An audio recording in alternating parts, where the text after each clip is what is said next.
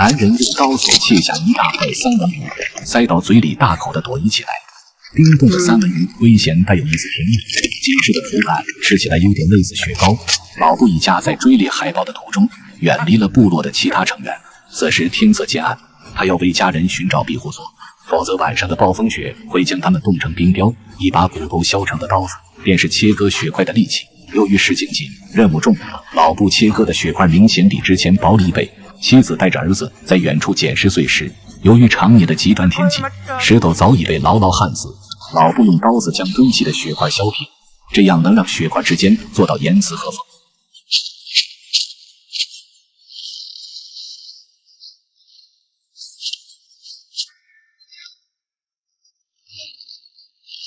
随后将随身携带的驯鹿皮卸下，由于天气太冷，他们已经等不到将雪屋封顶，只能用一些拼接的驯鹿皮盖在顶部抵御严寒，而驯鹿皮都是由妻子用针线缝合拼接而成，四处漏风肯定是无法避免。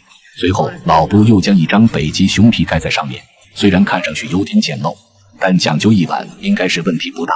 妻子将仅剩的海豹油倒在灯台上，这是雪屋里唯一的取暖方式。此时外面黑压压的乌云遮天蔽日，暴风雪呼啸来袭，气温瞬间骤降。妻子看着头顶上的驯鹿皮，心里不免有一丝担心。她唯一能做的就是将海豹油调大，尽量让屋里保持温暖。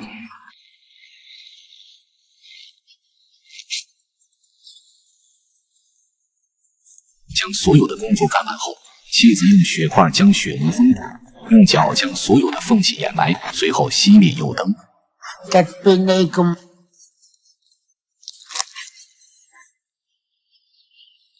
一晚上的暴风雪让雪屋的温度降到了零下15度。最先受不了的是年纪较小的儿子，虽然盖着被子，但浑身早已凉透。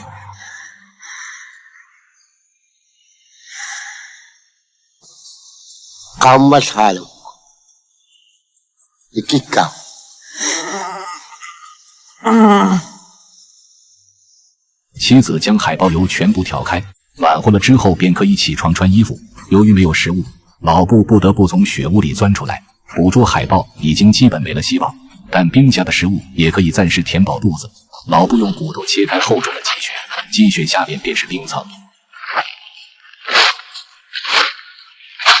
随后用骨头做的冰锥凿击冰面，没有趁手的铁器，想要击穿冰面也绝非易事。这个过程非常考验老布的耐心。经过近1小时的努力，已经凿了近2米的深度。为了一口吃的，他真的是竭尽所能。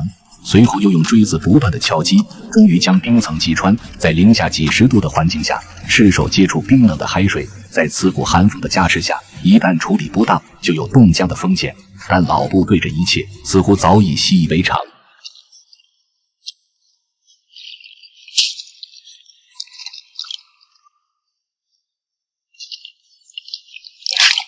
将内部的浮冰全部清理完毕后，老布颤抖着双手拿出钓鱼工具，舔舐了一下鱼钩，随后将鱼钩放入水中，剩下的就是不停的提拉和无尽的等待。此时北极风再次来袭，这种有风的天气，即使是因纽特人也很难长时间坚持。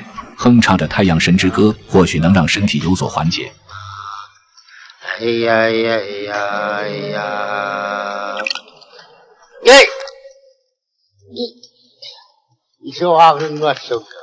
突如其来的惊喜让老布瞬间精神了许多，随后插起收获的三文鱼朝妻子走去。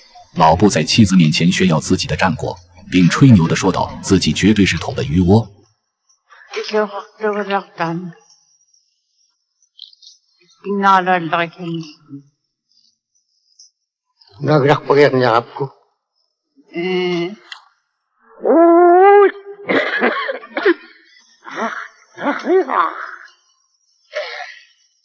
这把妻子乐得憨憨傻笑。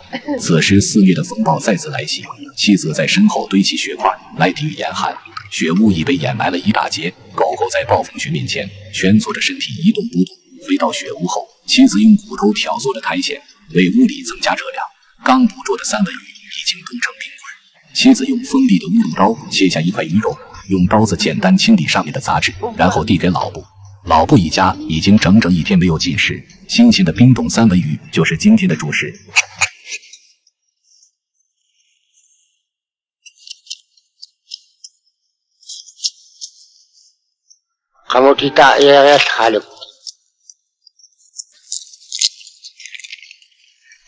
三文鱼用原来脆嫩柔软的肉质，在冰冻的情况下显得格外紧实，微咸带有一丝甜味的口感，让饿了一天的肚子瞬间得到满足。吃完午餐后，老布拿来手帕擦手，可见老布也是个爱干净的人。